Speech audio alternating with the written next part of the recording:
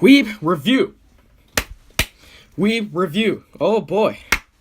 Hey, how's it going, guys? Rockray Gamers here. I'm Nujabes Battlecry, and welcome to episode 2 of Anime Review. It's been a while since I've done one of these. Last time I did it was just on an episode. Today we're going to be going over an entire anime, which I just found out about recently when it came out 3 years ago. I'm pretty late. Anyway, it's called Gangsta. It's made by the same guy who made Samurai Champloo, for people who want to know. We're going to be reviewing it with 3 things: animation, storyline, and character. And we're going to be doing it out of 10 out of 10 for each section. So if it gets full points, 30 out of 30, it's a really good show, and I recommend it. If it's a 0, it's so bad it's laughable. Alright, let's get into it. Okay, from the get-go, I don't have an animation college degree. I'm 15, I'm still in high school. I want to do it in the future, and I've been practicing and studying how it works just as reference. But here we go, let's get into the animation part of things before I give this thing, and the animation, my bad, a rating.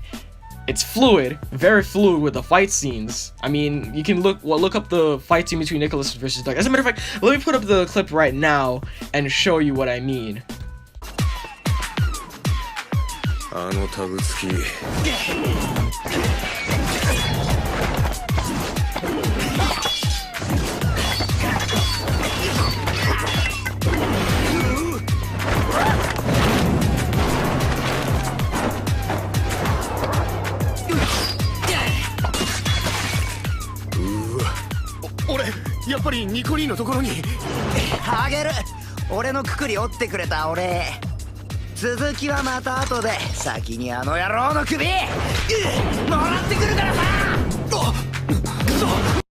Watching that clip, you notice how loose the fighting was, and if you watch other episodes, you notice that whenever they talk, which is quite a lot when you think about it, the still frames are consistent and the art is very nice, like one man once said. So it's overall pretty good. The animation is good, and then it just helps wrap up the story and everything else together, because that's what animation is supposed to help out with.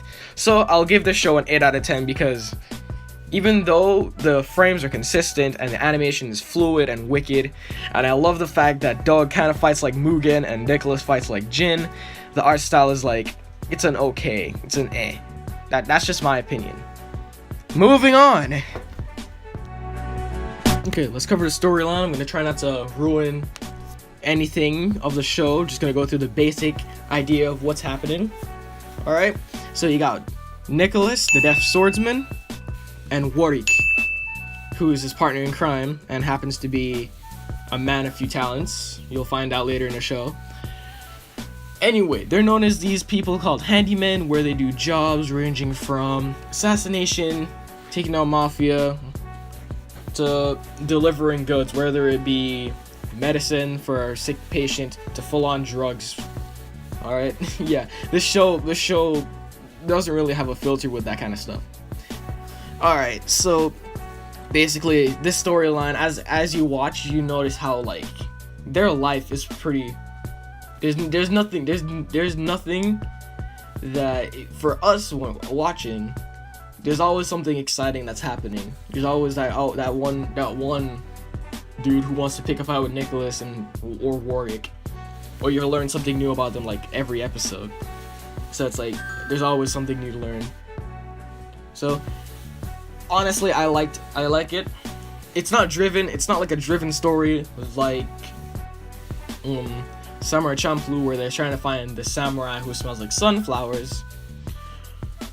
But their day in the life is actually pretty fun. I'm not gonna lie. Like watching their day in the life episodes, it's fun, especially when you figure out what kind of characters they are. So I'm gonna give it a 10 out of 10. Just because that's how I feel, and that's how it showed. That's what the show showcased to me. A 10 out of 10 storyline. Let's move on to the characters. All right. Okay, now we're going to talk about characters. First character is Nicholas. Nicholas is known as the deaf swordsman, mainly because he's deaf and he has a sword and he knows how to use it well. But he's also known for his dog tag, which basically means that he has a superpower. Well, not really superpower, but he's superhuman in the sense that people drugged him so much and he pulled experiments on him that made his body the way it is now. So, yeah. Personality-wise, he's calm in normal situations when he's talking. It's kind of funny to see him try to talk when he slurs his words. That's what one of my favorite things to see in the show. And then when he's fighting, he's rambunctious and excited but focused. Anyway, it's like Mugen. Next character is Warwick, man of many talents. You'll find out what I mean when you watch the show. He has a nice charismatic side to him that I really love to see in every anime character. Whenever they have a charismatic side to him, I just draw towards that. So he doesn't really have a special fighting style. He mainly uses guns and stuff, and he knows some form of martial art. I can't remember exactly, but he may be charismatic. But if you try to cross him or insult one of his friends, or make one of his friends seem less worthless, as seen in one of the episodes with Nicholas, he'll go dark and just try to insult you in like a bad way. But he'll apologize after, because he's Warwick and he's charismatic and stuff. I like his character, and I like how he has he's more of a leader type person in the show, where like he'll come up with, he's the man with the plan and stuff. It's cool. And then it's just something you see in a leader, so you know, I like Warwick.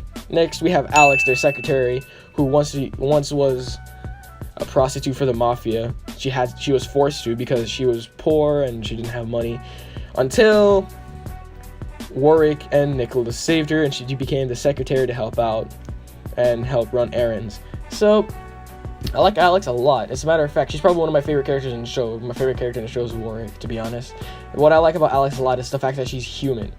That you notice in the show that a lot, like Warwick and Nicholas and that little kid that lives with the doctor, I can't remember their names. I watched the show recently, but I can't remember their names. But they seem to be they seem to be really used to the killing. Like, they don't react any way, they're not traumatized. But then we have Alex here, who's just super traumatized, and that's probably like one of the most human things you'll see in the show. So, you know, characters, I'll give it a 9 out of 10, to be honest. I love the characters. It's like if Shamura Champloo on this show were to have a crossover, you'd probably have a power team right there. Not in terms of strength, but in terms of like the story that would come with them, with their personalities. It would be cool to see that, actually. So yeah, overall that would be, let's count it up. We got 10 out of 10 for storyline, and then you add the 8 plus 9, that's 17. That's 27 out of 10. That means it's a great show. That's how I review things here now. Let me know if you guys like this way, how I review it. I would recommend this show, even though it's 3 years old. Check it out if you want. I'll link it in the description below. Well, this is it. This is the end of the anime review. Thank you guys so much for watching. If you liked it, leave a comment and like the video, and subscribe for more content. What's up, guys? Before I close out the video, I want to say Happy New Year's to everyone, and thanks for pushing me this far. Thanks for helping me keep going. We're almost to 100 subs. Hopefully we can reach it by early January, maybe late January, if things don't go our way. Thanks for everyone who's been keeping up with the channel, who's been supporting us and just staying subscribed, even though we were gone for 2 months. Because the 2 months I thought that maybe I shouldn't do it. Oh yeah, and if I'm ever doing a storytime video that involves face cam or anything that involves review, expect this. You see these two posters? Expect to see these a lot, because I'm planning on using face cam a little more. Got a little nice setup right back there to look even more of a weeb for Weeb review. All right. So thank you guys once again for watching. Subscribe to the channel for more content, and I'll see you in the next video. Bye.